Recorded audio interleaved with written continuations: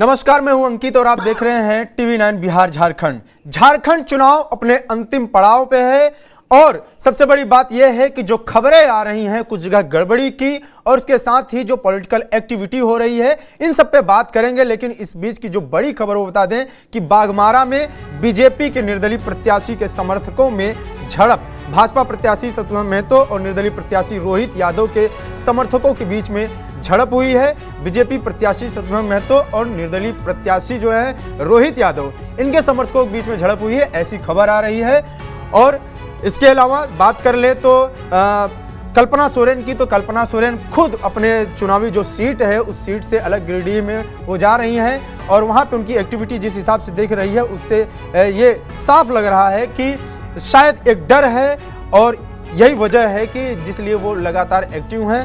आपको बता दें कि भाजपा प्रत्याशी शत्रुघ्न महतो और निर्दलीय प्रत्याशी रोहित यादव के समर्थकों के बीच में झड़प हुई है, ये जो बड़ी खबर आ रही है। तो आगे पहले बाइट सुन लीजिए।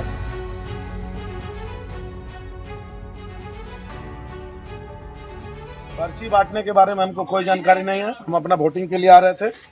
हम जब अपना वोटिंग के लिए आ रहे थे तो वहां पर सांसद ढुल्लू महतो और शरद महतो विधायक प्रत्याशी का गुंडा सिटू मिश्रा वहां हमको आते हुए जिसको कि सीआईएसएफ का पुलिस के सामने में वो हमको धक्का दिया सिटू मिश्रा और हमको वोटिंग जाने से रोका। जिसके बाद हम तुरंत सूचना असित सर को दिए, कदरास थानेदार, उसके बाद डीएसपी साहब को दिए। एसपी साहब को फोन किया, एसपी साहब फोन नहीं उठाया। डीएसपी साहब ने त्वरित कार्रवाई करते हुए यहाँ पर बड़ा बाबू को भेजे। उसके बाद बड़ा बाबू आकर उसको यहाँ से हटाएं और उसका गुंडागर्दी को रोके हैं। लेकिन अभी भी जब तक सिटू मिश्रा इस बूथ पर रहेगा तब तक पोलिंग प्रभावित होगा। और हम चुनाव आयोग से मांग करते हैं कि अगर कतरास में आपको लग रहा है कि वो संख्या बल में उसका आदमी ज़्यादा है और निष्पक्ष पोलिंग हो, इसके लिए यहाँ पर चूंकि हम लोग का प्रत्याशी रोहित यादव जीत रहा है तो भाजपा बौखलाहट में हम लोग के ऊपर अब गुंडई और गुंडा राज अब चालू कर दिया और हम लोग को मार कर रहा। एकलौता सिटू मिश्रा जो है वो हमको पोलिंग आते समय रास्ता रोका। अब देखना यह है कि कदरास थानेदार उनके ऊपर कार्रवाई करते हैं या नहीं। ऐसा है कि सुबह से बहुत शांतिपूर्ण तरीके से वोटिंग चल रहा था। कुछ पार्टी विशेष के लोग जो गलत तरीका से प्रचार कर रहे थे, मतदाता पर्ची में अपना फोटो, सिंबल और इस प्रकार का जो प्रलोभन दे करके मतदाता को कुछ पैसा भी दे रहे थे, जिसके चलते बात बिगड़ा। वोटर को लोभ लालच दे करके पैसा दिखा के मतदान अपने पक्ष में करने के लिए कर रहे थे। इसी बात के लेकर के हंगामा हुआ। पुलिस आई, पुलिस सभी खदेड़ा। हाँ, दोनों पक्ष को पुलिस शांत करवा दिया। पुलिस का अच्छा भूमिका है, कहीं कोई दिक्कत नहीं, शांति से। पर्ची में आग भी लगा दिया गया? नहीं, ऐसा कुछ नहीं है, ऐसा कुछ नहीं है, ये गलत है। तो चलते हैं हम अपने संवाददाता अशोक के पास सीधे। क्या है अभी स्थिति, वहां के अपडेट्स क्या है? अशोक, अभी झारखंड की स्थिति क्या है? दोपहर के बाद की स्थिति, लगभग 3 बजने वाले हैं। इस वक्त झारखंड में वोटिंग जो है अपने अंतिम पड़ाव पे है, क्या है पूरा जरा बताइए, कहां क्या मामला हुआ और पॉलिटिकल अपडेट्स क्या हैं, जरा अपडेट्स दीजिए। जी बिल्कुल, बता दें कि झारखंड के धनबाद जिला का बाघमारा विधानसभा क्षेत्र, वहां का कतरास जो कॉलेज पर मतदान केंद्र था, वहां पर भारतीय जनता पार्टी के जो उम्मीदवार है शत्रुघ्न और निर्दलीय उम्मीदवार है प्रत्याशी है रोहित यादव, दोनों के समर्थकों के बीच पर्चे बांटने को लेकर के थोड़ा विवाद हुआ था। हालांकि समय रहते जैसे ही प्रशासन को इस मामले की जानकारी हुई, प्रशासन ने त्वरित दोनों तरफ के जो लोग थे उन्हें वहां पर शांत कराया। उन्हें जिस जगह पे वो उपद्रव कर रहे थे वहां से उन्हें हटाया और प्रशासन वहां पर सुरक्षा व्यवस्था को फिर से एक बार मुकम्मल करने में और मतदान की जो प्रक्रिया है उसे पुनः एक बार शुरू करने में लग गई है। हालांकि स्थिति थोड़ी सी तनावपूर्ण है। ऐसे भी बाघमारा की अगर बात करूं तो वहां पर अक्सर क्योंकि वो जिस प्रकार से घटनाएं होती रहती है, हालांकि प्रशासन की मौजूदगी के बीच की यह घटना कहीं ना कहीं एक सवाल खड़ा करती है कि प्रशासन की मौजूदगी में जिस प्रकार की दोनों पक्षों के लोग एक दूसरे से भिड़ गए, एक बड़ी घटना हो सकती थी। हालांकि समय रहते उस पर रोक लगा दिया गया। इसके साथ ही अन्य जो घटनाओं की बात करूं तो एक मधुपुर से घटना प्रकाश में आई थी, जिसे लेकर के भाजपा के गोड्डा सांसद निशिकांत दुबे ने भी ट्वीट किया कि मधुपुर के बूथ संख्या 111 यानी 111 पर इन पदाधिकारी है वो झारखंड मुक्ति मोर्चा के प्रत्याशी यानी जो वर्तमान में मंत्री हाफिजुल हसन के पक्ष में मतदान की प्रक्रिया को कहीं ना कहीं बाधित कर रहे थे। हालांकि उन्हें जी। सूचना मिल रही है। हालांकि अगर 3 बजे तक की बात करूं तो 3 बजे तक जो मतदान प्रतिशत है वो पूरे 38 विधानसभा क्षेत्रों का लगभग 48% है। यानी आप कह सकते हैं कि आधे से अधिक पोलिंग हो चुकी है। हालांकि फिर एक बार मैं दोहरा रहा हूं कि शहर पर गांव भारी पड़ रहा है। चाहे बोकारो की बात हो, धनबाद की बात हो या देवघर की, सबसे कम जो मतदान हुआ है 3 बजे तक की मैं बात कर रहा हूं, लगभग 94 माफ कीजिएगा 34% मतदान हुआ है धनबाद में, महज 34%। जो कि आप अगर आप देखें तो ओवरऑल जो प्रतिशत है उससे लगभग 12% के करीब में कम है। और महेशपुर की बात करूं तो महेशपुर फिर एक बार अव्वल है, 59% वहां पर मतदान हो गया है। तो ग्रामीण क्षेत्रों के जो मतदाता हैं वो काफी सजग हैं, चाहे पहले चरण की बात हो या दूसरे चरण में भी। इस वक्त भी मैं एक मतदान केंद्र पर ही खड़ा हूं और मेरे पीछे आप देख सकते हैं कि जो मतदाता है वो लगातार आ रहे हैं। तो संख्या जो है वो कम होने का नाम नहीं ले रही। कुछ लोग ऐसे भी थे जो सुबह में पहले हाथ में मॉर्निंग वॉक किया, उसके बाद मतदान कर लिए, पहले मतदान फिर जलपान वाली नीति के तहत वो काम कर रहे थे, उस स्लोगन को आगे लेकर बढ़े थे। कुछ लोग ऐसे थे जो अपने घरेलू कार्यों का निष्पादन किया।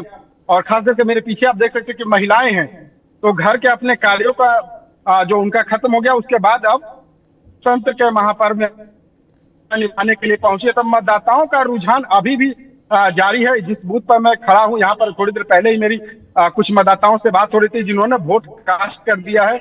और लोगों ने कहा कि शिक्षा रोजगार तो मुद्दा है ही, स्वास्थ्य भी एक बड़ा मुद्दा है। चूंकि खिजरी से सटा हुआ ही रांची है और रांची में राज्य का सबसे बड़ा अस्पताल रिम्स है।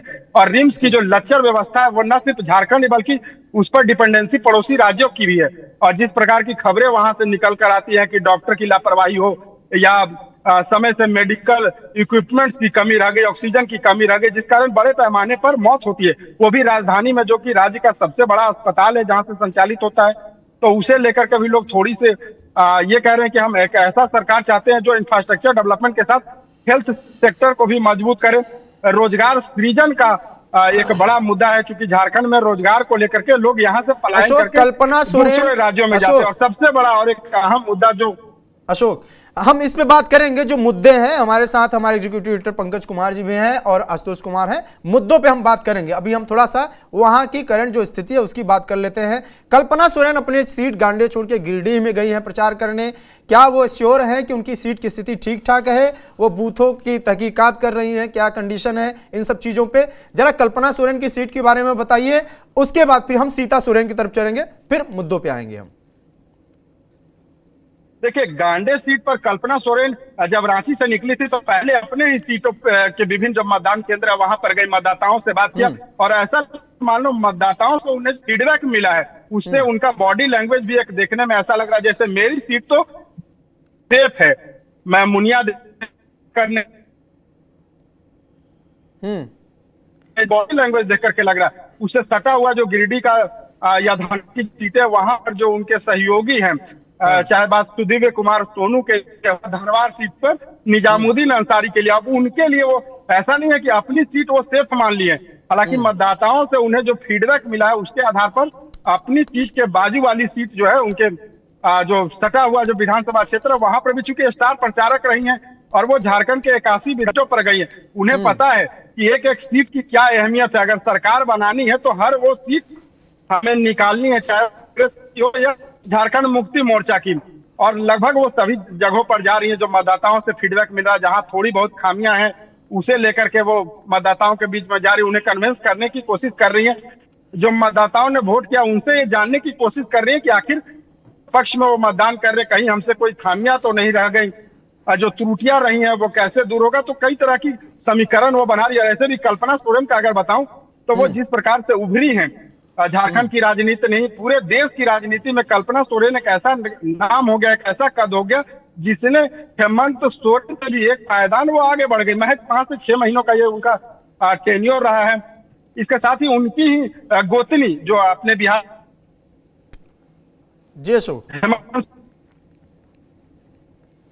अगर मैं करूं जामताड़ा पे, तो जामताड़ा में थोड़ी ऐसी स्थिति फिलहाल बन रही है। अब 3 बज गया, मतलब आप कह सकते हैं कि अब 2 घंटा मतदान बाकी है। ऐसे में जो आदिवासी मतदाता वो कहीं ना कहीं सीता सोरेन से कनेक्ट हो रहे हैं। लेकिन मुस्लिम मतदाताओं को यानी अल्पसंख्यक मतदाताओं को और खास करके ईसाई वर्ग को कहीं ना कहीं उन्हें अपने पक्ष में करने में थोड़ी सी सोरेन कम लग रही है। और जिस प्रकार से इरफान अंसारी की बात करूं, कॉन्फिडेंट है, काफी कॉन्फिडेंट है। उन्हें भरोसा है कि आदिवासी मतदाताओं के साथ साथ संख्यक मतदाताओं जो उनके कोर वोटर हैं वो जरूर वोट करेंगे। और वो अपने 5 महीने के टेन्योर की बात कर रहे हैं, जिस दौरान जब आलमगीर आलम जेल गए, इसके बाद उनका जो मंत्री पद जो रिक्त हुआ उसके बाद इन्हें काफी बनाया गया। उसके तहत जो ग्रामीण विकास के तहत जो सड़क नली पुल इन्होंने बनाए, उसके बेसिस पे ये काम के लेकर के लोगों से मतदान के लिए, वोट के लिए लोगों को जागरूक करे। तो कहीं ना कहीं ऐसा लग रहा है कि जामताड़ा में फिर एक बार लोग इरफान अंसारी को सीता सोरेन के मुकाबले थोड़ा ज्यादा उन्हें करीब से देख रहे हैं, उनके पक्ष में लोग जा रहे हैं। हालांकि अभी समय बाकी है और जो भी प्रत्याशी अपने अपने क्षेत्रों में घूम रहे हैं। दुमका की अगर बात, सीता सोरेन खुद भी शिबू सोरेन की बहू हैं, आदिवासी समाज से हैं, और ऐसे में क्या वहां के ये गारंटी है कि वहां के जितने आदिवासी हैं वो सिर्फ तीर धनुष देके ही वोटिंग करेंगे? क्या वो इस पे नहीं जाएंगे कि उनके जो शिबू सोरेन की बहू हैं, भले ही अलग पार्टी से हैं और आदिवासी समाज से भी हैं, इसका कितना फर्क पड़ेगा?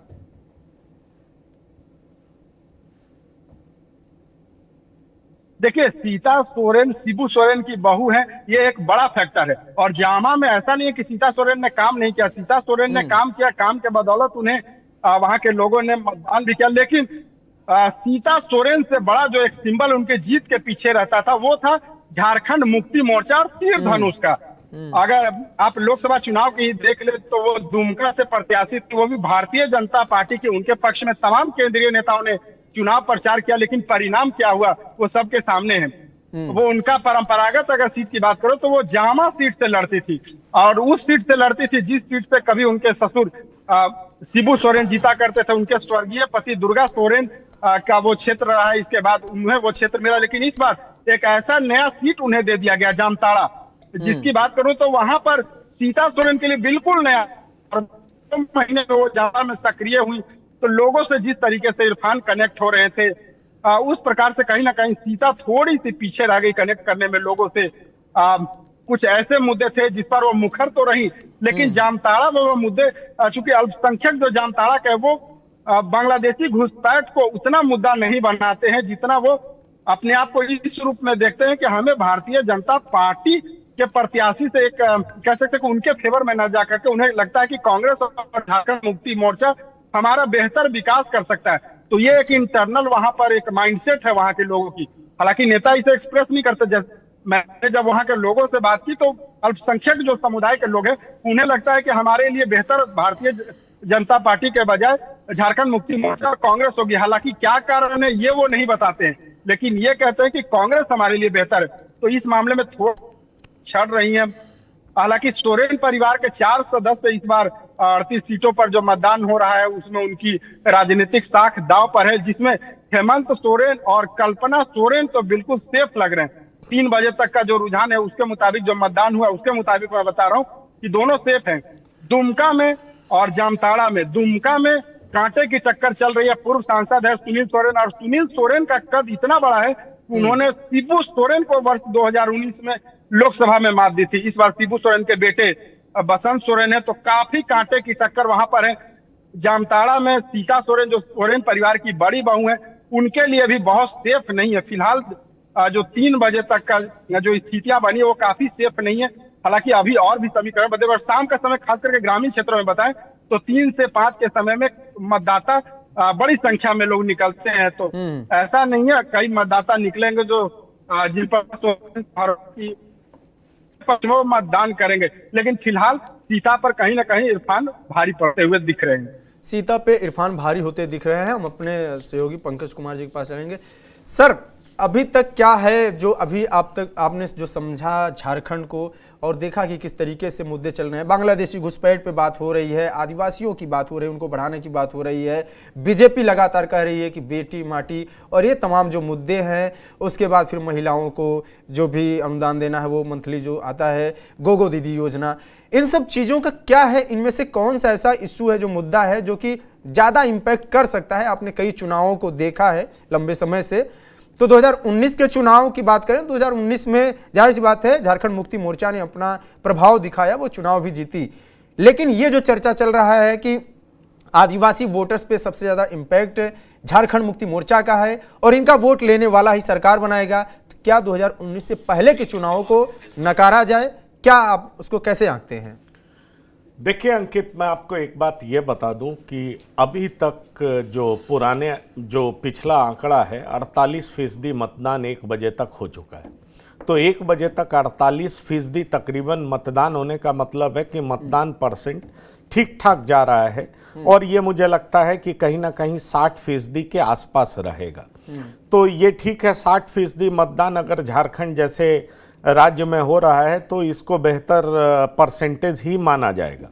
जहां तक सवाल है कि एक मुद्दा जो पूरे झारखंड में क्या हावी हो रहा है, तो मुझे लगता है कि एक मुद्दा पूरे तरीके से हावी दिखाई नहीं पड़ता है। अगर एक मुद्दा कोई हावी होता तो चुनाव एक तरफा होता हुआ नजर आता, ऐसा नहीं है। जहां तक सवाल है कि बीजेपी ने बांग्लादेशी घुसपैठिए किस तरीके से माटी रोटी और बेटी की सुरक्षा के लिए खतरा है, उसको एक नैरेटिव बनाने का प्रयास किया, तो दूसरे चरण के चुनाव तक ये मुद्दा कहीं ना कहीं पिक हुआ है, पकड़ा है। पर सवाल यह है कि दूसरे चरण तक आते आते ये किस हद तक पकड़ा है, ये चुनाव परिणाम में पता चलेगा। जो मेरे पास खबर ये आ रही है कि बहुत सारी सीटों पर कई सारे दिग्गजों की प्रतिष्ठा दांव पर है। आप जान लीजिए, सिल्ली में सुदेश महतो के लिए चुनाव बहुत आसान नहीं है, ये मैं आपको बता दूं। जहां तक सवाल है बसंत सोरेन का, जो कि शिबू सोरेन के छोटे बेटे हैं, उनके लिए भी चुनाव बहुत आसान नहीं है, चुनाव जबरदस्त है। शिबू सोरेन की बड़ी बहू जो कि बीजेपी से चुनाव लड़ रही हैं, सीता सोरेन, उनके लिए भी चुनाव आसान नहीं है। इनफैक्ट जो इरफान अंसारी उनके खिलाफ हैं, उनको अपर एज है। और जहां तक गांडे का सवाल है, तो गांडे में कल्पना सोरेन कॉन्फिडेंट दिख रही हैं, निश्चित तौर पर दिखना भी चाहिए। वो बड़ी नेता के तौर पर उभरी हैं, झारखंड में वो क्राउड पुलर की तरह देखी जा रही हैं। लेकिन हम आपको ये बता दें कि गांडे में भी मुनिया देवी जबरदस्त तरीके से उनको जो है चुनौती दे रही हैं। और आपने एक वीडियो देखा होगा, वो वीडियो जबरदस्त तरीके से वायरल हुआ है। पूर्णिया के सांसद और जो वर्तमान सांसद हैं पप्पू यादव, वो घूमते हुए नजर आते हैं। वो तमाम महिलाओं से ये कहते हैं कि क्या आप लोग हमें आशीर्वाद दे रहे हो? तो पप्पू यादव को एक यंग लड़की कहती है, नहीं, हम बीजेपी को वोट डालेंगे। तो गांडे जैसी सीट पर जहां से खुद खड़ी हैं कल्पना सोरेन और उनकी लड़ाई मुनिया देवी से है, और वहां पे यूथ से आवाज आ रही है कि जेएमएम ने पिछले 5 साल में किया क्या है। तो इसलिए मैं ये समझता हूं कि लड़ाई कहीं भी आसान नहीं है, कोई भी जीत सकता है। कई सारे इंडिपेंडेंट ऐसे उम्मीदवार हैं जिनके जीतने के चांसेस बहुत ज्यादा हैं। और आपको बता दें कि 10 ऐसी सीटें हैं जहां पर जयराम महतो की पार्टी लड़ाई को त्रिकोणीय बना रही। तो आप समझिए कि क्या वो किंग मेकर की भूमिका में होंगे, उसकी भी चर्चा बहुत ज्यादा है। कुछ निर्दलीय उम्मीदवार जीतेंगे, 2 से 3 बताया जा रहा है, उनकी भूमिका क्या होगी। और जहां तक जेएमएम और बीजेपी के बीच लड़ाई का सवाल है, तो जबरदस्त कांटे का टक्कर है। अब ये देखना बड़ा दिलचस्प है कि जो खबरें आ रही हैं, महिलाएं बढ़ चढ़ कर के हिस्सा ले रही हैं। महिलाएं बढ़ चढ़ कर हिस्सा ले रही, इसका मतलब क्या है? एक मैया योजना जो कि हेमंत सोरेन ने शुरू किया, वो 1000 रुपए दे रहे हैं। उन्होंने वादा किया है कि हम 2500 रुपए देंगे दिसंबर से। अगर हेमंत की सरकार बनती है तो 2500 रुपए देंगे। बीजेपी ने 2100 रुपए देने का वादा किया है।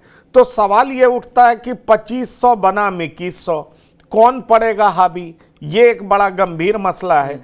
दूसरा, बीजेपी ने बेटी रोटी माटी की सुरक्षा का जो सवाल उठाया है, वो संथाल परगना में किस तरीके से सिर चढ़ करके बोलता है। क्या ये नैरेटिव लोगों के जहन में सेट होता है? ये बहुत महत्वपूर्ण है, क्योंकि जो बांग्लादेशी घुसपैठियों की चर्चा इस चुनाव में लगातार हमें सुनाई पड़ी है, उसका मतलब क्या समझा जाए कि बीजेपी ने इस मुद्दे को बहुत जोर से पकड़ा है। तो उसको आप देखेंगे तो आप पाएंगे कि संथाल परगना और कोल्हान, कोल्हान में पिछले चरण में चुनाव हुआ था, संथाल परगना में अभी चुनाव हो रहा है। तो यहां पर जो आदिवासी वोटर्स हैं उनके बीच बीजेपी की पकड़ बहुत ढीली हो गई थी। बीजेपी का परफॉर्मेंस 2019 में काफी खराब रहा था, और इसकी बड़ी वजह यह हो सकती है कि पिछले बार मुख्यमंत्री के तौर पर रघुवर दास थे। रघुवर दास पहले ऐसे मुख्यमंत्री थे जो कि आदिवासी नहीं थे। अब कहा जाता है कि झारखंड में सत्ता में आने के लिए आदिवासी होना बहुत जरूरी है। आदिवासी नेतृत्व में ही चुनाव लड़ा जाए तभी सत्ता की गारंटी होती है। आपको याद होगा पहला मुख्यमंत्री बाबूलाल मरांडी थे, उसके बाद आप लगातार देखें चाहे मधु कोड़ा हो चाहे अर्जुन मुंडा हो, एक रघुवर दास इकलौते ऐसे मुख्यमंत्री थे जिसको बीजेपी ने प्रयोग के तौर पर उनको लाया था, लेकिन 2019 में मुंह की खानी पड़ी थी और बीजेपी 25 सीटों पर सिमट गई थी। लेकिन पिछले और इस चुनाव में एक बड़ा फर्क है, और वो बड़ा फर्क ये है कि पिछले चुनाव को बीजेपी अकेले लड़ रही थी, इस बार बीजेपी आजसू के साथ लड़ रही है, इस बार बीजेपी जेडीयू के साथ लड़ रही है, इस बार बीजेपी एलजेपी आर के साथ लड़ रही है। पिछली बार बीजेपी के खिलाफ एंटी इनकम्बेंसी था, इस बार बीजेपी के खिलाफ एंटी इनकम्बेंसी तो नहीं है। अब सवाल उठता है कि क्या हेमंत के खिलाफ प्रो इनकम्बेंसी है, हेमंत के पक्ष में प्रो इनकम्बेंसी है, या उनके खिलाफ एंटी इनकम्बेंसी है। तो जो हमारे पास खबरें आ रही है कि हेमंत के खिलाफ एंटी इनकम्बेंसी नहीं है, लोगों में निराशा है पर नाराजगी नहीं है। तो सवाल उठता है कि अगर निराशा है, नाराजगी नहीं है, तो क्या इसका फायदा हेमंत ले जाएंगे? यह भी बड़ा दिलचस्प पहलू है जो कि परिणाम के बाद ही पता चल पाएगा। और जो सबसे बड़ी बात है कि चंपई सोरेन को अपने पक्ष में लेकर के आए, गीता कोड़ा इनके साथ है, मधु कोड़ा की पत्नी, और उसके बाद एक बड़ा नैरेटिव तैयार करने का कोशिश किया है कि किस तरीके से बांग्लादेशी घुसपैठिए झारखंड की बेटी रोटी माटी के लिए बड़ा खतरा बन चुके हैं। तो सवाल यह उठता है कि ये क्या पे ऑफ करेगा, ये क्या बीजेपी के लिए प्रोडक्टिव होगा, ये एक बड़ा सवाल है। और इसीलिए मैं कह रहा हूं कि लड़ाई बेहद दिलचस्प नजर आ रही है, कांटे का टक्कर है। और जिस तरीके से हेमंत सोरेन और सीता सोरेन दोनों ने मिलकर के कैंपेन को अपने हाथ में लिया है, वो काबिले तारीफ है। और दूसरी एक बड़ी बात जो मैं देख पा रहा हूं वो ये है कि जेएमएम लेड अलायंस में कांग्रेस कमजोर खड़ी है, और कहीं इसका खामियाजा ना हेमंत और कल्पना सोरेन दंपत्ति को झेलना पड़े, क्योंकि ना तो कांग्रेस का कैंपेन अच्छा रहा है, ना उनके सीटों पे पोस्टर्स बैनर्स दिखते हैं। और यही बड़ी वजह है कि दूसरे चरण के चुनाव में कल्पना और हेमंत सोरेन की मांग कांग्रेस उम्मीदवार ज्यादा करने लगे हैं। और मैं आपको बताऊं जेएमएम लेड अलायंस में इसको लेकर के चिंता भी है। इसलिए ये सारे फैक्टर्स जो हैं वो चुनाव को किस ओर लेकर के जाएंगे ये देखना दिलचस्प होगा। लेकिन मैं ये जरूर मानता हूं कि 81 में 30 सीटें कांग्रेस के पास है और कांग्रेस उतनी मजबूती से चुनाव नहीं लड़ रही है, तो मुझे कहीं ना कहीं इस वजह से जेएमएम लेड अलायंस कमजोर दिखाई पड़ रही है। अलायंस कमजोर दिख रही है। श्याम किशोर जी वरिष्ठ पत्रकार हमारे साथ जुड़ चुके हैं। सर, क्या है स्थिति? कांग्रेस पे आरोप भी जब चंपई सोरेन जितनी बार बोलते हैं तो उनका सारा आरोप कांग्रेस की तरफ ही रहता है कि ये कांग्रेस के साथ गठबंधन किए हैं, कांग्रेस ने आदिवासियों पे गोली चलवाई। कांग्रेस एक सहयोगी के तौर पे झारखंड मुक्ति मोर्चा को कितना सहयोग दे पा रहा है, इस पर जरा बताइए।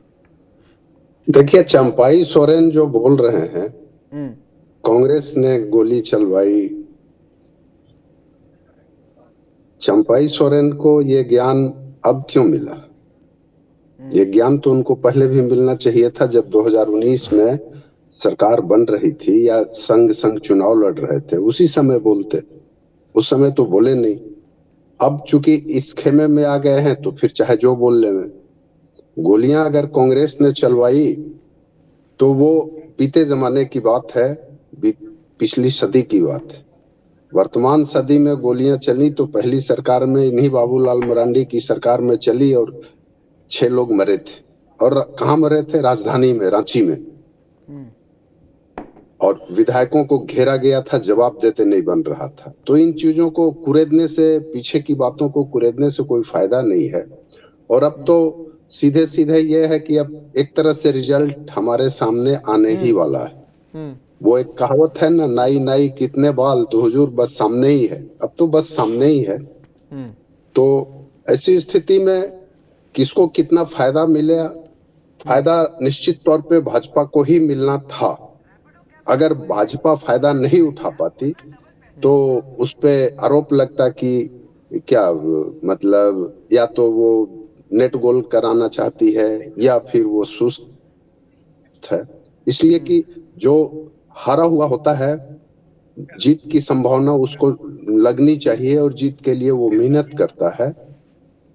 तो भाजपा ने किया तो उसका प्रतिफल उसको मिलना चाहिए, मिलेगा भी, लेकिन किस हद तक मिलेगा सवाल ये है। रही बात कांग्रेस की, तो एक चीज जरूर प्रचारित की जा रही है कि कांग्रेस वाले लोग सुस्त हैं, लेकिन आप देखेंगे कि नरेंद्र मोदी ने जितनी सभाएं की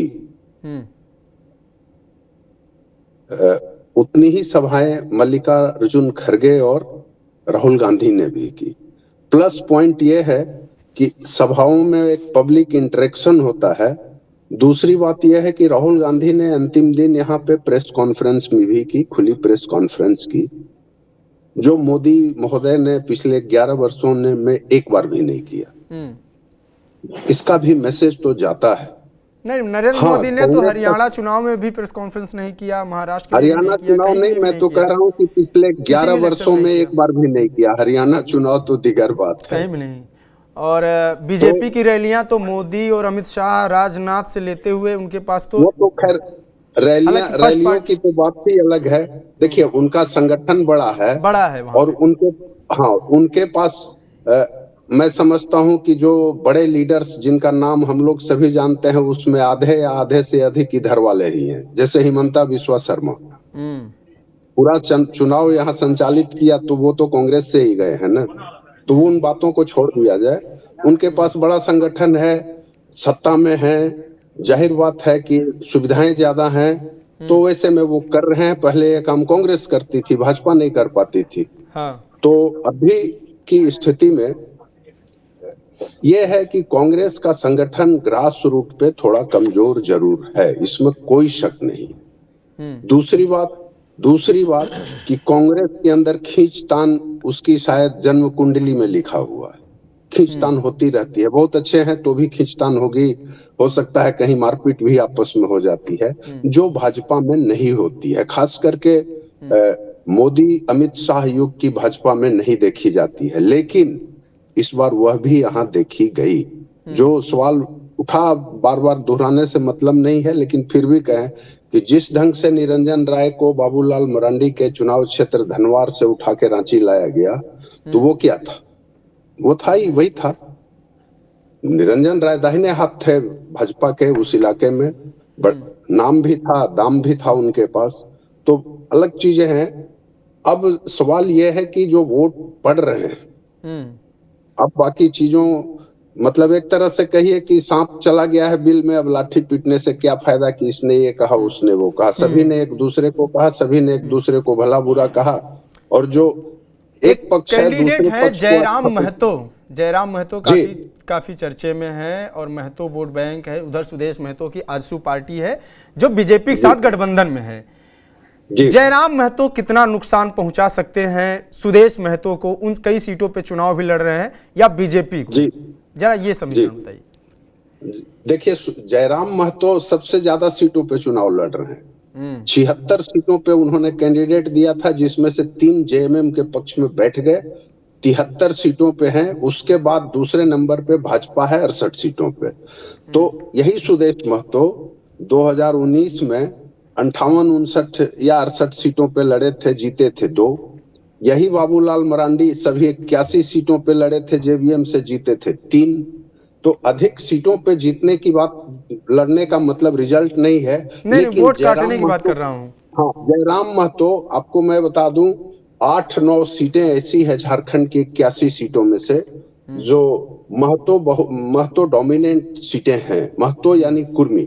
महतो 2 तरह के हैं, एक कुर्मी भी है और एक कोयरी भी है, दोनों में फर्क है। तो जो कुर्मी डोमिनेटेड महतो हैं, कुर्मी वाले, उन सीटों पे जयराम महतो ने मतलब महतो लड़ रहे हैं और अच्छी तरह से लड़ रहे हैं। मैं ये कहूं कि अच्छी तरह से लड़ रहे हैं। वैसी स्थिति में केवल वो सुदेश महतो को ही हार्म नहीं पहुंचाएंगे, वो जेएमएम को भी हार्म पहुंचाएंगे। ये पिछले चुनाव में देखा जा चुका था, लोकसभा चुनाव में, खास करके ये जो आपका गिरिडीह सीट है, गिरिडीह सीट पे लगता था कि जेएमएम का कैंडिडेट जीत जाएगा, लेकिन हार गया और करीब 3-3.5 लाख वोट ले आए थे जयराम महतो खुद। इस बार वो अगल बगल की 2 सीटों, गिरिडीह लोकसभा क्षेत्र के अंदर ही पड़ती है, बेरमो और डुमरी से लड़ रहे हैं। और जो पता चल रहा है कि बेरमो और डुमरी में दोनों में जयराम महतो का पोजीशन बढ़िया है। बेरमो में कांग्रेस के जयमंगल सिंह हैं और भाजपा के रविंद्र पांडे हैं। संजोग से दोनों मूल निवासी औरंगाबाद बिहार के हैं और दोनों की लेबर फील्ड में थोड़ी पकड़ है। तो वहां ये माना जा रहा है कि शहरी वोट के लिए ये दोनों लड़ रहे हैं और ग्रामीण वोट पे सीधे सीधे जयराम महतो आगे बढ़ रहे हैं। सुदेश महतो के फील्ड क्षेत्र में सुदेश महतो खुद हैं, जयराम महतो का कैंडिडेट है और जेएमएम का कैंडिडेट है। जेएमएम का कैंडिडेट 2019 के चुनाव में, उसके बाद बाई इलेक्शन में सुदेश महतो को हरा चुका था। लेकिन इस बार क्या पोजीशन होगी, ये जो वोट्स हैं वो 3 तरफा बटेंगे। जाहिर बात है कि सेम वोट है और 3 तरफ बटेंगे। देवेंद्र महतो है इनका नाम, जो जयराम महतो के कैंडिडेट हैं और वो रांची लोकसभा सीट से लड़े थे और 1.5 लाख वोट लाए थे। तो वोट इन काटेंगे, ऐसा नहीं है, काटेंगे तो किसको ज्यादा हार्म करते हैं, मुख्य सवाल ये है जी। और ये तो मेरे भाई रिजल्ट के बाद ही पता चलेगा। बिल्कुल, अशोक के पास चलते हैं हम। जहां तक मेरा अनुमान है, ये जेएमएम को कुछ ज्यादा नुकसान पहुंचाएंगे, ये तय बात। जेएमएम को ज्यादा नुकसान पहुंचाएंगे, ठीक है। आशुतोष जी जुड़े हुए हैं, वरिष्ठ पत्रकार हैं। आशुतोष जी, हमारे लाइव वीडियो में कुछ कमेंट्स आ रहे हैं, कल्पना जी शेर हैं, बाकी सब ढेर हैं। कल्पना जी कितनी शेर हैं, क्या क्या प्रभाव है, ऐसा बताया जा रहा है। निशिकांत दुबे ने एक बाइट दिया, एक बयान दिया अपना। निशिकांत दुबे ने कहा कि महिलाओं की संख्या क्यों ज्यादा हो रही है कल्पना सोरेन की रैलियों में। वो उन्होंने कहा कि इंदिरा गांधी के समय में महिला पुरुष सब जाते थे और तमाम जो नेत्रियां रही हैं, तमाम नेता रही हैं, उनके रैलियों में जाती थी महिलाएं। कल्पना सोरेन का इम्पैक्ट कितना है? देखिए, आपको उन लोगों से पूछना चाहिए कि उनके जो पति हैं उन्होंने क्या काम किया है, और वो जनता को बताना चाहिए, तो ये ज़्यादा बेहतर होगा। और वो समाज के किस पंक्ति से आते हैं और झारखंड में वो जिस पंक्ति से आते हैं, समाज के उस पंक्ति के हालचाल क्या हैं, ये भी बताना चाहिए। अब जो बेवकूफ़ लोग कल्पना सोरेन के चेहरे पर वोट देने की बात कह रहे हैं, उनसे ये पूछना चाहिए कि कल्पना सोरेन का राजनीति में क्या योगदान है। अगर ऐसी बात है तो केवल शक्ल देखकर, या चाहे वो परिवारवाद किसी भी दल में हो, तो शक्ल देखकर आप और हमको भी लोग वोट कर दें। यही राजनीति की सबसे बड़ी जो दुष्चरित्र है आज के ज़माने में है। अगर मैं बेबाकी से कहूँ तो एक पत्रकार जितना मेहनत करता है और राज्यों की जितनी समझ होती है, उसे जीडीपी की समझ होती है, उसे विदेश नीति की समझ होती है, वो समाजवाद और साम्यवाद के बारे में जाता है। जरा कल्पना सोरेन से पूछिए कि समाजवाद और साम्यवाद क्या होता है, और जो नक्सलिज्म की जो नींव है झारखंड में, उसकी पृष्ठभूमि क्या है, मेरे ख्याल से नहीं बता पाएंगी। जीडीपी का अगर उनसे फुल फॉर्म पूछ लिया जाए तो नहीं बता पाएंगी। ये सिर्फ कल्पना सोरेन के लिए नहीं है, माफ कीजिएगा, ऐसे तमाम लोगों के लिए है जो मतलब आखिर क्यों कल्पना सोरेन का नाम आ रहा है, उन्होंने क्या कर दिया है। हाँ, क्या वो इंदिरा गांधी की आइडियोलॉजी को भी जानती होंगी? क्या उन्हें रशियन क्रांति के बारे में पता होगा, क्यों हुआ होगा? झारखंड को जो आजादी मिली और झारखंड क्यों बनाया गया, ये उनको पता होगा। मैंने ये बड़ा दुर्भाग्यपूर्ण लगता है कि कल्पना सोरेन, और क्यों कल्पना सोरेन को वोट मिल जाएगा। 23 तारीख को आप ही यहाँ बैठिएगा, हमको भी बुलाइएगा, ठीक है ना। कल्पना सोरेन मतलब क्यों कल्पना सोरेन कि वो कल्पना सोरेन एक बार तो चुनाव जीत चुकी हैं, हाल ही में जीती हैं। हेमंत सोरेन की पत्नी है इसलिए। और हेमंत सोरेन ने झारखंड में, कहा जाता है कदना से आदमी झारखंड में चला जाए और वहां पर करोड़पति बनकर आता है, इतिहास है, पृष्ठभूमि है। अभी कांग्रेस के लीडर के पास इतने पैसे मिले। मैं ये नहीं कहता हूं कि भाजपा ने भ्रष्टाचार किया होगा या नहीं किया होगा, कांग्रेस के जो भ्रष्टाचार सामने आए हैं क्या उसका जवाब ये युवा पीढ़ी देगी? क्या झारखंड में विकास हो रहा है? हेमंत सोरेन कहते हैं कि हमें जो है केंद्र सरकार ने काम नहीं करने दिया, और बिहार और झारखंड का जब बंटवारा हुआ तो झारखंड के पास जो है सारे संसाधन चले गए। बिहार में नीतीश कुमार ने अपने बूते बिहार को इतना आगे लाया। और आप अगर कोरोना काल की बात करें तो कोरोना काल में तो हमारे प्रधानमंत्री कहते हैं कि आपदा को अवसर बनाइए, वहां तो सेवा करने का सबसे बड़ा मौका था। इनके पिताजी भी बहुत बड़े आदमी थे और अब अपनी पत्नी को भी ला रहे हैं, कल बच्चे को भी ले आएंगे, पूरा झारखंड बेच दें। झारखंड में इतना पैसा मिला कि मशीन खराब हो गया। तो ये बेवकूफ लोग हैं, मैंने बताया ना, कल आप ही बता दीजिए या हमारे जो वरिष्ठ सहयोगी बैठे हुए हैं कि कल इस तरह से राजनीति चलेगी तो बड़ा दुर्भाग्यपूर्ण होगा। कल बिहार में तेजस्वी यादव की पत्नी भी अगर राजश्री आ जाए तो उनको भी वोट मिल जाना चाहिए, पूरा मिल जाए। क्या राजश्री कर रही है, कितने गरीबों से मिलती है, कितने का भला करती है। हो सकता है कि चुनाव के समय राजश्री यादव भी आ जाए और युवा कहे कि मैं तो उनका फैन हूं, तेजस्वी यादव से आप मिलकर दिखाइए। मैं ऑन चैनल आपको कहता हूं, एक आम आदमी बनकर। उसी तरीके से ये हेमंत सोरेन जो लोग हैं दिन भर गुना भाग करते। इनकी आईएएस पूजा सिंघल के बारे में क्यों नहीं कल्पना सोरेन बताती हैं? पूजा सिंघल ने क्या किया? हाँ, ये लोग झारखंड को बेच रहे हैं और इन्होंने आदिवासियों का कितना उत्थान किया है। अभी तो 23 तारीख को पता चल जाएगा ना। ये किसी को मुख्यमंत्री तो क्या रघुवर दास जो 5 साल सरकार चलाए, क्या उन्होंने झारखंड में भ्रष्टाचार या उन्होंने ऐसा कुछ नहीं किया? फिर वो चुनाव क्यों हार गए? ये नहीं कह रहा हूँ कि भाजपा ने नहीं किया होगा, तो सत्ता से गए ना, वो तो गए ना। किसी को उम्मीद नहीं थी। तो फिर तो लड़ाई सत्ता में आने की ही है, दोनों इसीलिए लड़ रहे हैं। रघुवर दास भी लोगों से नहीं मिलते थे, वो जन सरोकार से कट गए थे, पत्रकारों से नहीं मिलते थे। तो रघुवर दास की विदाई हुई ना, हुई कि नहीं? बहू भी चुनाव लड़ रही है, बहू के लिए राज्यपाल होते हुए प्रचार कर रहे हैं। चुनाव के पहले क्या किया उन्होंने? जब उनके पति जेल में गए तब से उनका राजनीति में पदार्पण हो गया और अब उनको आगे भी डर लगता है कि पति की विरासत को आगे ले जाना है। मैं ये नहीं कहता हूं कि किसी को राजनीति में आने का हक नहीं है, लेकिन क्यों कल्पना सोरेन फैक्टर हो सकती हैं? आज से पहले उन्होंने क्या किया है, जबकि वो एक मुख्यमंत्री की पत्नी थी। एक मुख्यमंत्री की पत्नी होने के नाते बहुत कुछ कर सकती है राज्य के विकास के लिए। आशुतोष जी, मीरा मुंडा जी भी चुनाव लड़ रही हैं। वो ठीक, मैं तो कह रहा हूं ना, चाहे भाजपा हो, राजद हो, कांग्रेस हो, भाजपा हो, आरजेडी हो, कोई भी हो, ये सबके लिए फॉर्मूला है। मैं समान रूप से ये बात कह रहा हूं। और रही बात झारखंड की बात अगर की जाए तो झारखंड जितना आगे बढ़ रहा था, क्या आज उतना आगे बढ़ रहा है? आप देख लीजिए। और केंद्र सरकार की देन है कि आज झारखंड में उन्होंने नक्सली मूवमेंट्स को बहुत हद तक कम किया है, लेकिन ये लोग भावनाओं को भड़काते रहते हैं। आज भी उसी ढर्रे पर, उसी राजनीति की पृष्ठभूमि पर राज्य को आगे ले जाना चाहते हैं। उन्होंने जब कहा कि आप घुसपैठिए को क्यों झारखंड में दखल करने दे रहे हैं, वो अपनी संसाधनों पर कब्जा कर रहे हैं, तो ये कहते हैं कि आपने बांग्लादेश की प्रधानमंत्री को क्यों भारत में रही है? क्या तर्क है? क्या उस वक्त भारत को, शेख हसीना को अपने देश में नहीं रहने देना चाहिए था?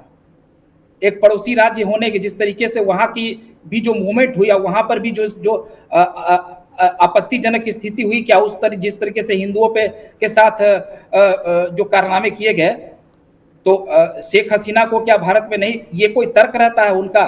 जो घुसपैठिए आज वहां पर अपना कब्जा जमा रहे हैं। मैं बीबीसी की भी रिपोर्ट देख रहा था, वो तो खैर भाजपा के रिवर्स दिखाती है, लेकिन कभी कभी दिखाते दिखाते वो भी सच्चाई दिखा दे।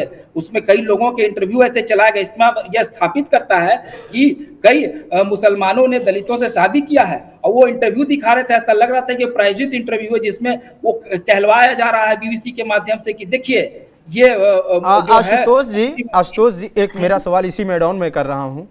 भारतीय जनता पार्टी के पास बहुत बड़ी सोशल मीडिया है, भारतीय जनता पार्टी के पास सारा सिस्टम है, सब कुछ है। लोग कहते हैं कि जर्नलिज्म या पत्रकारिता तमाम जगहों पे भी बीजेपी का सिस्टम है। क्या भारतीय जनता पार्टी ऐसे 100 वीडियो नहीं बना सकती है झारखंड के किसी भी आदिवासी गांव में जाके, जहां पे बांग्लादेशी घुसपैठिए हों और उन्होंने आदिवासी महिलाओं से शादियां की हों? क्या बीजेपी ने, या आप पत्रकार हैं या कई पत्रकार भी हैं, क्या वो धड़ा जो ऐसा कहता है कि बांग्लादेशी घुसपैठिए आए हैं, क्या वो इस पे 10 मिनट 20 मिनट का एक वीडियो बना सकता है कि किधर से आए और कहां से आए और कितने गांव में प्रभाव है? क्या चंपई सोरेन हर एक अपने बयान में बोलते हैं कि मैं प्रमाण दूंगा, मेरे आसपास के गांव में शादियां हुई हैं? क्या अभी तक चंपई सोरेन ने 1-2 प्रमाण दिया? यह सवाल आपसे भी है। बिल्कुल उनको देना चाहिए। आज इस पर सोशल आपका मीडिया क्या की जवाब देन है? हाँ, बिल्कुल उनको देना चाहिए। अगर झूठ बोल रहे हैं, अगर वो नहीं दे रहे हैं, अगर वो भ्रम फैला रहे हैं, तो उनको इसका जवाब ज़रूर देना चाहिए। जैसे अभी एक साबरमती फ़िल्म आई है, उसको प्रधानमंत्री ने ट्वीट कर बोला है कि ये हकीकत है, ये सच है। उसके पहले उनके विचारधारा के उलट भी फ़िल्में बनी थी। उसी तरीके से अगर कोई उनका विरोध करता है, तो उनको भी बताना चाहिए कि हाँ, कहाँ-कहाँ आदिवासी समुदाय के जो लोग हैं, जिन्होंने जो जातियाँ कर रहे हैं या जो इस तरह का कार्य कर रहे हैं, उनको भी ऐसा वीडियो ज़रूर बनाना चाहिए। और उनको ऐसी चीज़ों को सोशल मीडिया पर भी प्रचारित करना चाहिए। अगर मीडिया इन चीज़ों को नहीं दिखाती है, या उसके पास कोई उसका एक ऐसा कोई मापदंड है, या उसके पास उसकी कोई ऐसी मजबूरी है, तो आज तो सोशल मीडिया का ज़माना है, सरकार उनके हाथ में, बिल्कुल उनको दिखाना चाहिए। और उनको भी एक नैरेटिव आगे आकर के सेट करना चाहिए, बताना चाहिए हाँ, इस तरह की बातें हो रही है। श्याम किशोर जी के पास चलेंगे, फिर पंकज सर के पास आएंगे। श्याम किशोर जी, ये आरोप जो लग रहे हैं, जाहिर सी बात है कि कल्पना सोरेन एक स्टार प्रचारक हैं, कुछ भी हैं, वो उनका व्यक्तिगत मामला है। तमाम बड़े नेताओं की अब तो परिवारवाद साफ साफ दिख रहा है, हर पार्टियों को दिख रहा है, आरोप प्रत्यारोप दोनों तरफ लग रहे हैं। ये जो मुद्दा है झारखंड में बांग्लादेशी घुसपैठ का, इस मुद्दे का कितना आपको लगता है, कितना इसमें दम है? और ये जो आरोप लग रहे हैं लगातार, बीजेपी के तमाम नेता लगा रहे हैं, और सिर्फ बीजेपी के नेता नहीं है, एक बड़ा धड़ पत्रकारों का भी है, वहां के लोगों का भी है। रांची के कई लोगों से मैंने सुना, जो वहां के लोकल लोग हैं, वो भी कह रहे हैं कि घुसपैठ है।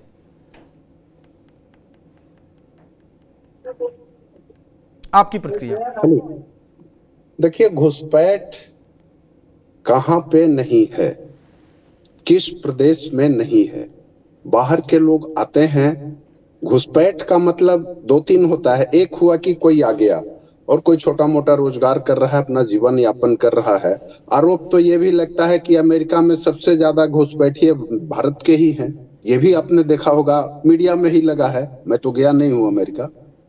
तो घुसपैठ हर जगह थोड़ा बहुत है, लेकिन वो घुसपैठ कैसे प्रभावित कर रहा है, जैसा कि आपने ही कहा अभी कि चंपाई सोरेन ने कहा कि मैं प्रमाण दूंगा, मेरे गांव के बगल में भी है। तो प्रमाण दूंगा क्यों, दे क्यों नहीं रहे कि ये रहा जी सच, ये करते ना।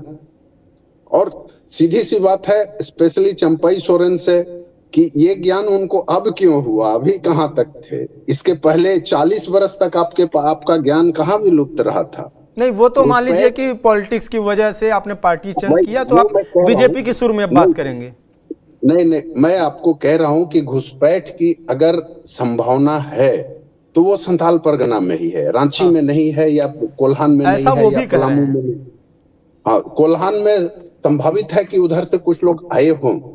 दूसरी बात की आपको याद होगा कि जब बांग्लादेश के लिए पाकिस्तान के साथ युद्ध हुआ था 1971 में, उस समय वहां से जो लोग भाग के आए थे, उसमें से बहुत सारे वापस किए गए, लेकिन बहुत सारे जहां तहां सेटल कर गए। उनके कुछ रिलेटिव्स आते होंगे, पॉसिबल है, मतलब जो मैं अनुमान लगा रहा हूं, पॉसिबल है कि आते होंगे, रहते होंगे, उसमें से कुछ बस भी जाते होंगे। लेकिन ये सिलसिला केवल पिछले 5 वर्षों का नहीं है, ये समझिए कि 1971 के बाद का सिलसिला है। इस बीच कई सरकारें आई, सब लोग आए, लेकिन अब ये कह सकते हैं, एक और मतलब बहुत अच्छी बात है, मैं उधर से बोल रहा हूं कि जब जागो तभी सवेरा, भाजपा ने जगाया है। और अगर जो संभावना है कि यहाँ पे भाजपा की भी सरकार बन सकती है, झामुमो की भी सरकार बन सकती है, दोनों तरफ से मतलब टग ऑफ वार चल रहा है वोट्स के लिए। तो अगर बीजेपी की सरकार आती है तो मेरे ख्याल से अब तो जगी हुई सरकार आएगी, और हम अब देखेंगे कि कितना एक्शन लेती है। पंकज सर, आदिवासी घुसपैठ का जो इशू चल रहा है, जो मुद्दा है ओवरऑल घुसपैठ का, क्या इसका इम्पैक्ट बीजेपी आदिवासियों के बहाने बाकी का जो वर्ग है, क्योंकि ऐसा ये भी कहा जाता है कि बाकी के लोग अखबार पढ़ते हैं, टीवी ज़्यादा देखते हैं, हिंदुत्व के मुद्दे, घुसपैठ के मुद्दे, ये उन पे काम करते हैं ढंग से, क्या वो दूसरा जो धड़ा है वोट का, उस पे प्रभाव ज्यादा पड़ेगा या आदिवासियों पर भी इसका इम्पैक्ट पड़ेगा? मुझे लगता है कि इस बात का जवाब इस चीज में छिपा हुआ है कि जो 1951 का सेंसस है, वो ये कहता है कि आदिवासियों की आबादी 44.66% थी, और 2011 में आदिवासी 28.11% रह गए। वहीं मुस्लिमों की आबादी 9.44 से बढ़कर के 22.73% हो गया। देखिए, ये सच बात है कि सारे पॉलिटिशियंस को पॉलिटिकली क्या कन्वीनियंट होता है, सूट करता है, उसके तरफ से ही वो बात करते हैं। ये परेशानी बिहार में भी है। लेकिन क्या है कि बीजेपी जब जेडीयू के साथ आती है तो बोल नहीं पाती है, लेकिन बीजेपी जब भी मौका मिलता है तो इस बारे में बात करती है। गंभीर सवाल ये है कि जो हेमंत सोरेन या शिबू सोरेन के समर्थक झारखंड में ही 1932 के खतियान की बात करते हैं, मतलब ये देश में इस तरह का कानून नहीं है। देश में 370 था, उसको हटा दिया गया कि ये देश सबका है, पर 1932 के खतियान की बात करते हैं, सीएनटी एक्ट, फला फला एक्ट की बात करते हैं, लेकिन उनको बांग्लादेशी घुसपैठिया नजर नहीं आता है, उसमें उनको भाईचारा नजर आता है। और इधर झारखंड से जो बाहर, चाहे चौबे जी हो चाहे पंकज कुमार हो, ये जो झारखंड से बाहर से आए हैं, ये उनको घुसपैठिए नजर आते हैं। उनके दिमाग में ये भरा जाता है कि ये जितने नॉन झारखंडी हैं, जो बिहार से आए हैं, उड़ीसा से आए हैं, उत्तर प्रदेश से आए हैं, ये हमारे दुश्मन हैं। तो ये कौन सा लॉजिक है, ये कौन सा तर्क है? जिस तर्क का जबरदस्त तरीके से हम लोगों का खून खौलता था ना कि ये 370 क्या है और 370 का मतलब क्या है, किस तरीके से ये इंटीग्रल पार्ट है। कहते थे ना, एक संविधान, एक विधान, एक प्रधान, एक देश। तो जब वो हटा तो आम लोगों की सहमति बनी। तो सवाल यहां पर यह तो जरूर उठता है कि आपको उत्तर प्रदेश के लोग बाहरी नजर आते हैं, आपको बिहार के लोग बाहरी नजर आते हैं, लेकिन पाकुड़ संथाल परगना में जो बाहर के लोग आते हैं वो आपको बाहरी नजर नहीं आते हैं।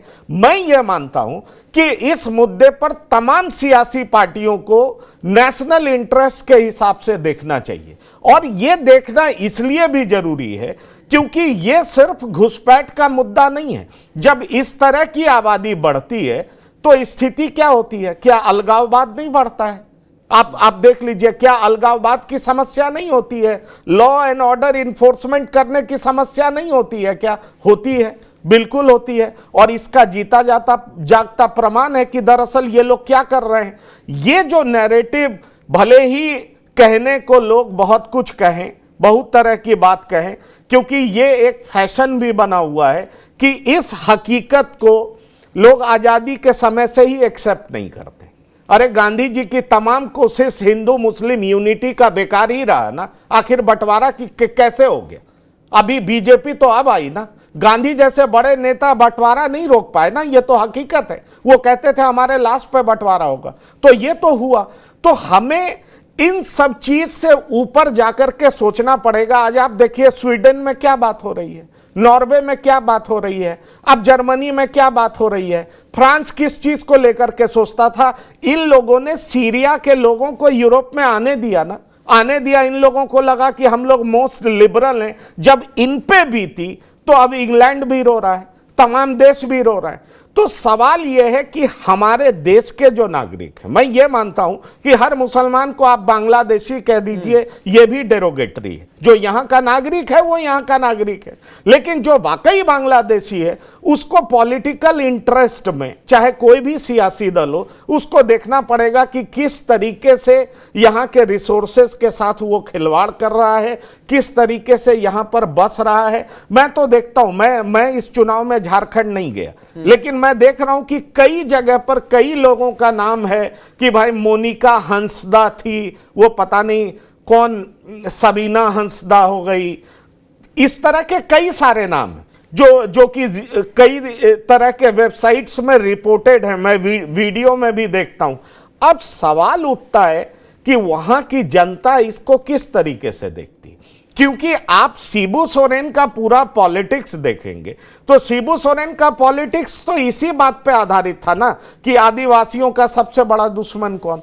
तो आदिवासियों का सारा दुश्मन नजर आता था उस समय, जो तमाम बिहार की सत्ता थी वो दुश्मन नजर आती थी। तो वो माइंडसेट अब क्या बदला है? भले ही शिबू सोरेन के सुपुत्र आरजेडी के साथ चले गए हों, अब उनको लालू प्रसाद यादव में भरोसा दिख रहा हो, लेकिन सवाल ये उठता है कि ये अपने ही देश के लोगों के खिलाफ सेंटीमेंट उभारते हैं। ये एक्ट, वो एक्ट, 1932 खतियान, वो नहीं आएगा, बाहरी नहीं आएगा, उसको रहने नहीं देंगे, हमें बचाना है।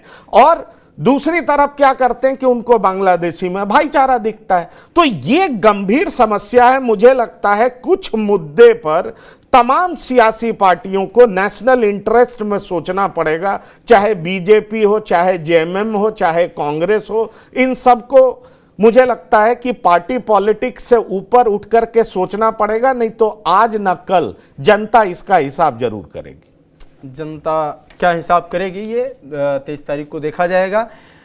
अशोक, एक बार फिर से मैं ग्राउंड की स्थिति जरा जानना चाहूंगा कि अभी क्या है स्थिति ग्राउंड की। और जो अशोक, सुन पा रहे हैं आप? बिल्कुल, आवाज आ रही है। आवाज आ रही है। क्या है अभी जहां पे आप हैं वहां पे स्थिति, वोटिंग की स्थिति क्या है और कितनी जो अभी तक जो वोटिंग जो भी हुई है, जरा बताइए माहौल अभी वहां का क्या है? जी बिल्कुल, इस वक्त मैं खड़ा हूँ ये सिल्ली और खिजरी के बीच का ये क्षेत्र है। सिल्ली और खिजरी जहाँ दोनों जगह पर आज मतदान हो रहा है, उस जगह पर मैं हूँ। और अभी भी अगर बताऊं तो 3:30 बज गए हैं। और मतदाताओं की अगर बात करूं, मेरे ठीक पीछे आप देख रहे होंगे व्हील चेयर में एक मतदाता है। उनकी उम्र लगभग करीब 80 वर्ष के ऐसे भी, और ये संख्या बढ़ती जा रही है, अभी घट नहीं रही है, ये संख्या बढ़ रही है। हालांकि लाइन थोड़ी छोटी है, लेकिन लगातार लोग आ रहे हैं। तो अभी भी अपनी मतदान की बारी का लोग इंतजार कर रहे थे। कुछ जरूरी कामों का निपटारा करने में लोग लग गए।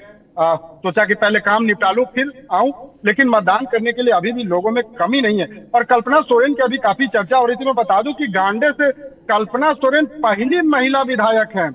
पहली बार जब गांडे विधानसभा जब अस्तित्व में आया 1977 में, उसके बाद पहली महिला वो वहां से विधायक निर्वाचित हुए। 1 लाख से ज्यादा उन्हें वोट मिला था। और पिछले बार बीजेपी के ही उम्मीदवार थे दिलीप वर्मा, उनको 27,000 से ज्यादा वोटों से उन्होंने प्राप्त किया था। मैं ये नहीं कह रहा हूं कि 6 महीने में समीकरण बदलते नहीं है, लेकिन 6 महीने में इतने भी समीकरण नहीं बदलते हैं, क्योंकि कल्पना सोरेन ने काम किया। और जिस प्रकार से उनका काम रहा, या वहां महिलाओं की अगर वोट प्रतिशत बढ़ने का एक कारण कहीं ना कहीं कल्पना सोरेन को भी माना जा रहा है, चाहे वो मैया योजना के माध्यम से हो या गोबर दीदी योजना के। मैं आशुतोष जी के एक बात का जवाब भी देना चाहूंगा अशोक। जहां तक कल्पना सोरेन का सवाल है, तो वो निश्चित तौर पे जीडीपी जानती होंगी, क्योंकि कल्पना सोरेन बहुत पढ़ी लिखी महिला हैं और वो उनका क्वालिफिकेशन MBA है।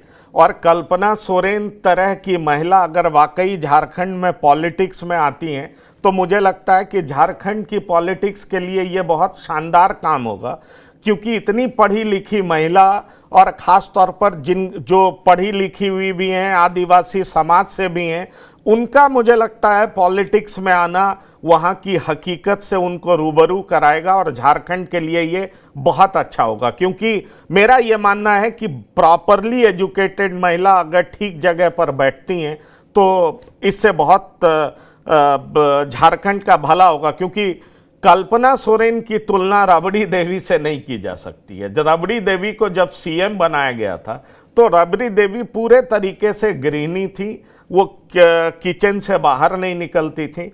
कल्पना सोरेन के पास वो तमाम डिग्री है, क्वालिफिकेशन है, और यही वजह है कि महज 5-6 महीने में कल्पना सोरेन झारखंड में बहुत बड़ी नेता के तौर पर, और महिलाओं में उनकी लोकप्रियता आसमान छू रही। जय अशोक। हाँ चल, आशुतोष के पास एक बार चल। मैंने राष्ट्रीय यादव कहा था, राष्ट्रीय यादव, तेजस्वी यादव की पत्नी राष्ट्रीय यादव, वो भी काफी पढ़ी लिखी महिला है। राष्ट्रीय यादव की मैंने बात कही थी, जो तेजस्वी यादव की पत्नी है, जिनसे उन्होंने शादी की है।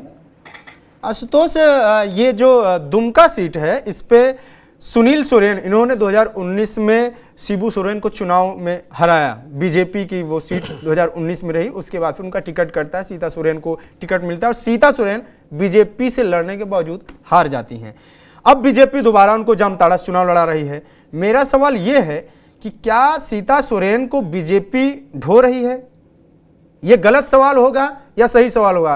क्योंकि उनके आने से, जैसे अभी भी जो असमंजस बना हुआ है, उनके आने से बीजेपी में कुछ वोट प्लस हुए हैं, या ये कहें कि बीजेपी का वोट वही है? देखिए, कभी कभी पार्टी में किसी को ढोना भी मजबूरी हो जाती है।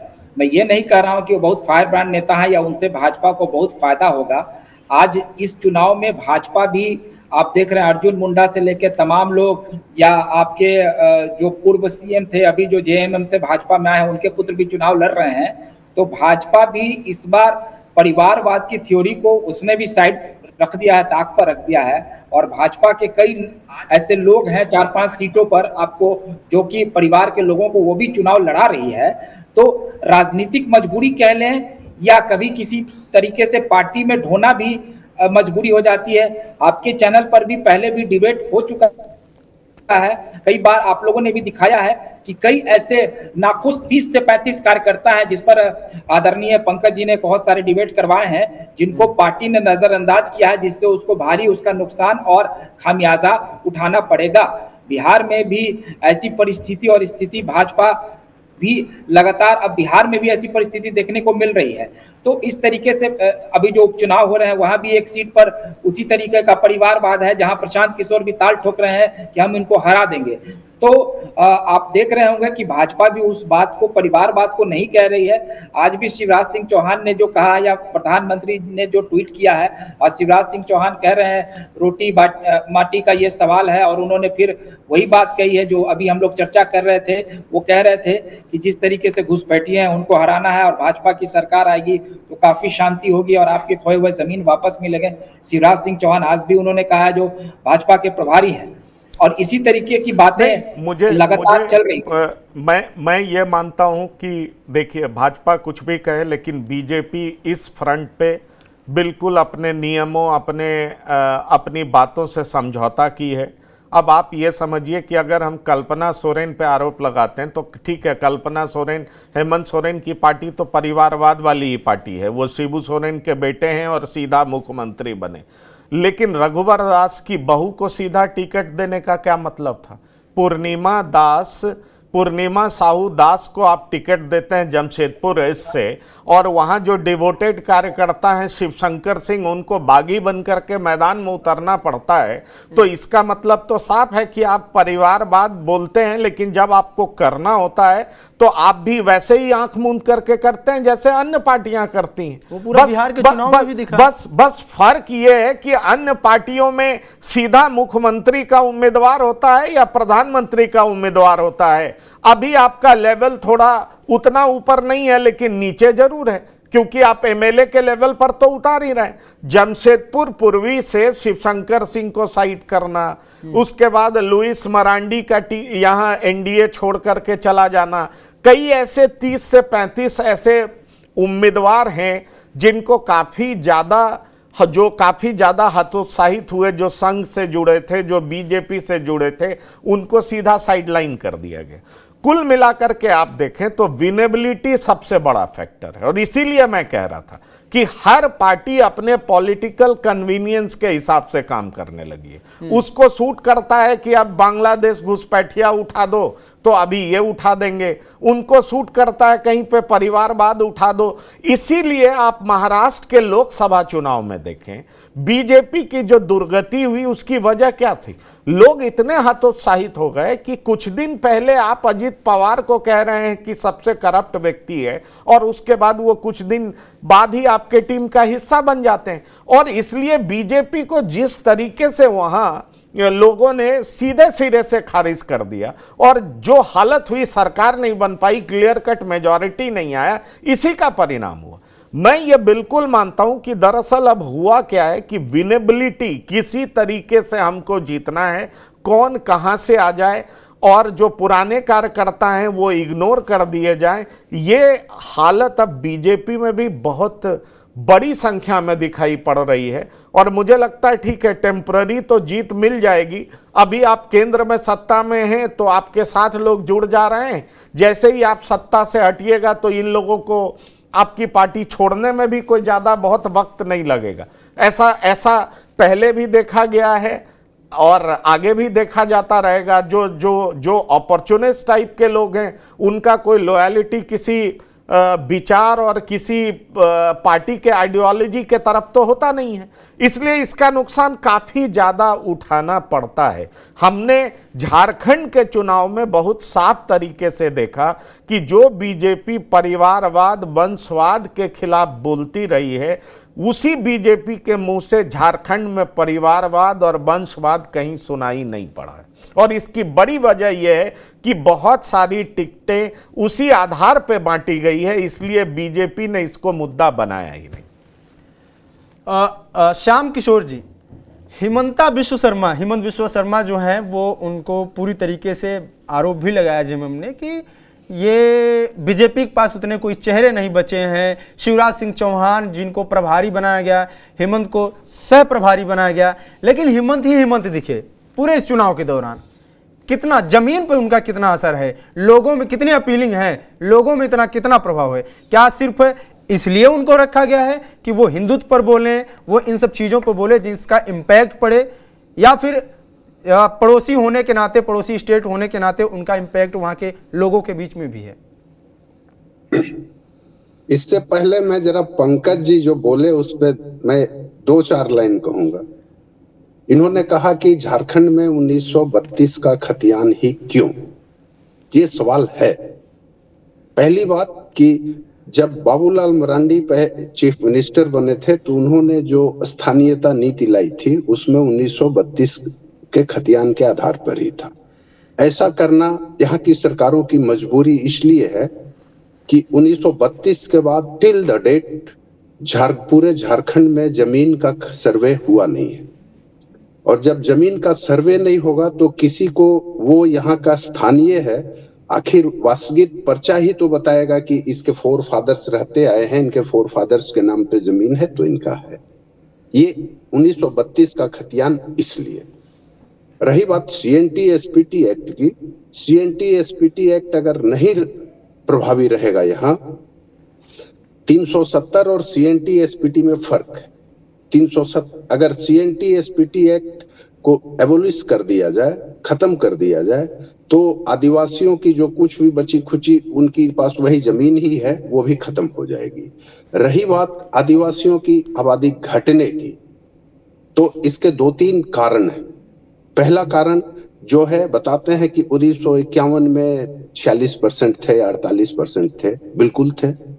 लेकिन उसके बाद जो अभी हम लोग चर्चा कर रहे हैं, जयराम महतो, सुदेश महतो, कुर्मी, ये उस समय ट्राइबल में थे, उसके बाद ये नॉन ट्राइब में कर दिए गए। ठीक वैसे ही जैसे मैतेई है मणिपुर के, मैतेई जिस फ्रंट पे हैं, ठीक उसी फ्रंट पे यहाँ के वो कुर्मी हैं, दोनों बराबर है। वो भी वहां लड़ रहे हैं कि हमको सुरक्षित आदिवासी की सुविधा मिलनी चाहिए, ये भी यहाँ लड़ रहे हैं। और ये जो महतो ट्राइब है, कुर्मियों का परसेंटेज कितना है? नहीं 15-16% है, 15-16%। दूसरी बात कि झारखंड में जो विकास कार्य चले, मतलब चला, ऐसा नहीं है कि नहीं कहिएगा कि नहीं चला। HEC यहाँ है, बोकारो स्टील यहाँ है, मैथन डैम यहाँ है, DVC यहाँ है, CCL, ECL, BCCL तमाम हैं, टाटा स्टील यहाँ, टाटा स्टील तो पहले था। तो ये जो हुआ, इसके चलते जो विस्थापन हुआ तो किसका हुआ? ट्राइबल्स का ही हुआ, जाहिर बात है। या माइनिंग जो होती है, दुर्भाग्य यह है कि या सौभाग्य यह है कि जितने माइंस हैं वो ट्राइबल इलाके में ही, 5th शेड्यूल के ही इलाके में, वहां जो माइनिंग होती है तो बेशक उसका मुआवजा इनको मिल जाता है।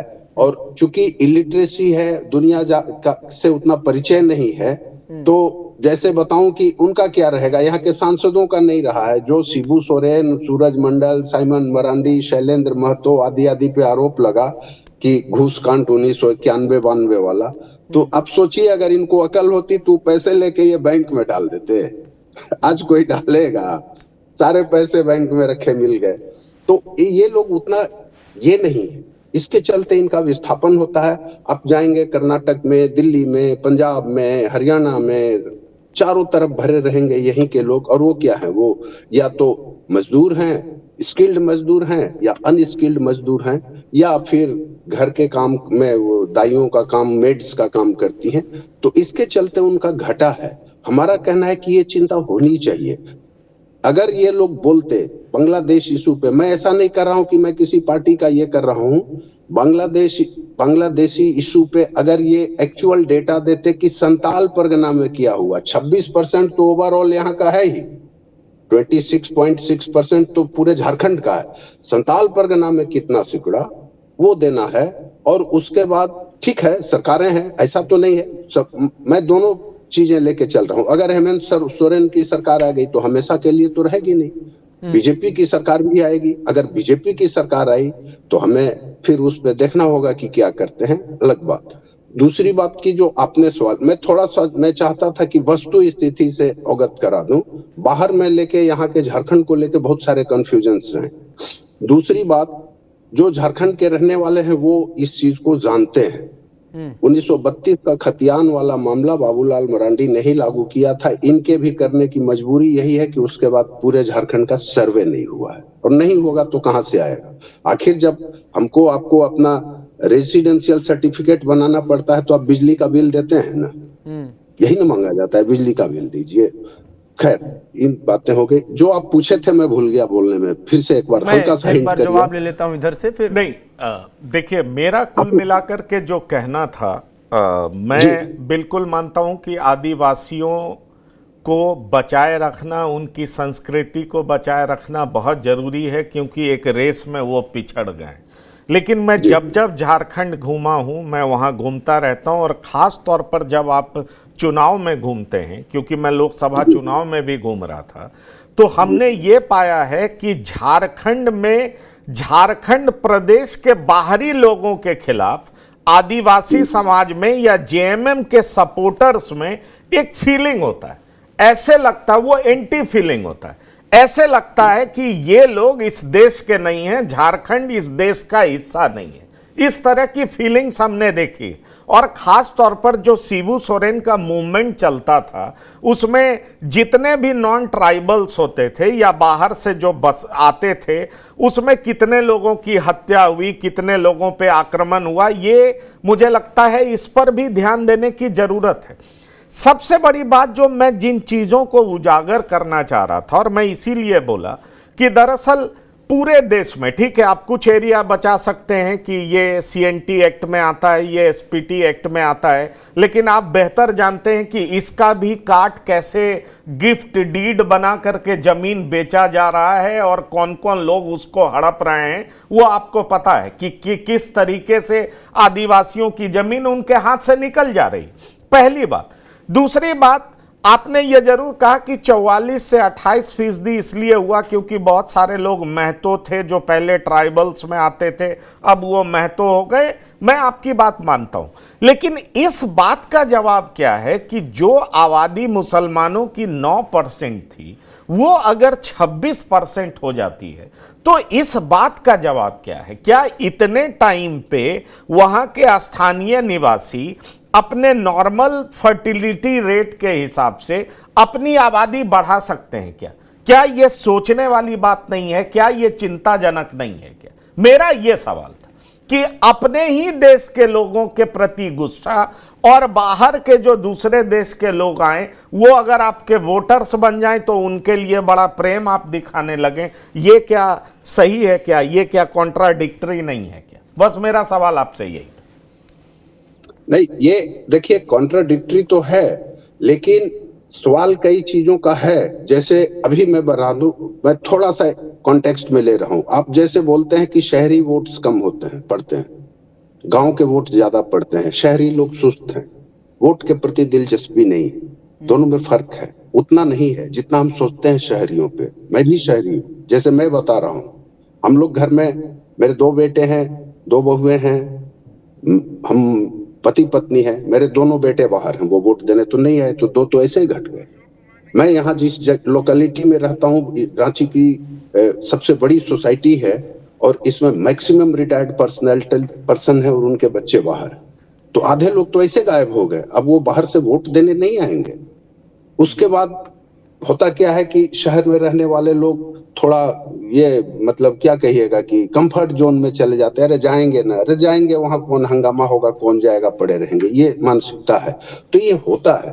तो वो चीजें अगर हैं तो मेरा कहना है कि आप चुनाव के समय ही क्यों, इसको पहले चुनाव के बाद या चुनाव के पहले आप इसका सॉर्ट आउट क्यों नहीं करते हैं हुजूर? अगर है समस्या तो उसका केवल हंगामा खड़ा करना अगर मकसद है तब तो कोई बात नहीं, लेकिन समाधान की ओर जाना है तो हम देखना चाहेंगे, कोई भी, आप भी देखना चाहेंगे कि वो समाधान की ओर बढ़ रहे हैं कि नहीं बढ़ रहे हैं। हाँ, आपका सवाल मुझको याद आ गया, हिमंता बिस्वा शर्मा, मैं बार बार कह रहा हूं, असम में उन्होंने क्या किया? असम में ये ठीक यही पोजीशन है या नहीं है? अगर है तो उन्होंने क्या किया? है तो मुख्यमंत्री, और अब तो स्टार हो गए भाजपा के, उनको इसलिए यहां पे ज्यादा मिला। अंकित बाबू, एक कहावत सुनी होगी आपने, बहुत अच्छी कहावत है, नाचे गावे तोड़े तान ताकर दुनिया राखे मान। शिवराज सिंह गंभीर व्यक्ति हैं, वो बोलते हैं वही चीज वो भी बोलते हैं, लेकिन गंभीरता के साथ बोलते हैं। लेकिन चुनाव में क्या चाहिए? चुनाव में अगर क्लोज डोर केवल कैंपेनिंग हो तो सोचिए क्या होगा, क्यों मीटिंग की जाती है, क्यों ज्यादा माइक्स लगाए जाते हैं, ताकि लोगों तक बात जाए। इस मामले में, इस फन में हिमंता बिस्वा शर्मा उस्ताद हैं। कांग्रेस से आए हैं ना, वो सब जानते हैं। उसके बाद फिर वो बाकी चीजें हैं। चुनाव में केवल कन्वासिंग ही, अपनी बातें ही नहीं पहुंचाना है। जितने लोग बैठाए गए, आप हमेशा, अगर आप लोग हमसे ज्यादा लगता है यहाँ पे विजिलेंट हैं, सबको हिमंता बिस्वा शर्मा ने ही बैठाया। कहीं पता चला कि शिवराज सिंह ने इस आदमी को कह के बैठा दिया? नहीं ना। ये तो बीजेपी के लिए खासियत है ना, ये तो बीजेपी के लिए ज्यादा काम कर रहे हैं मजबूती से।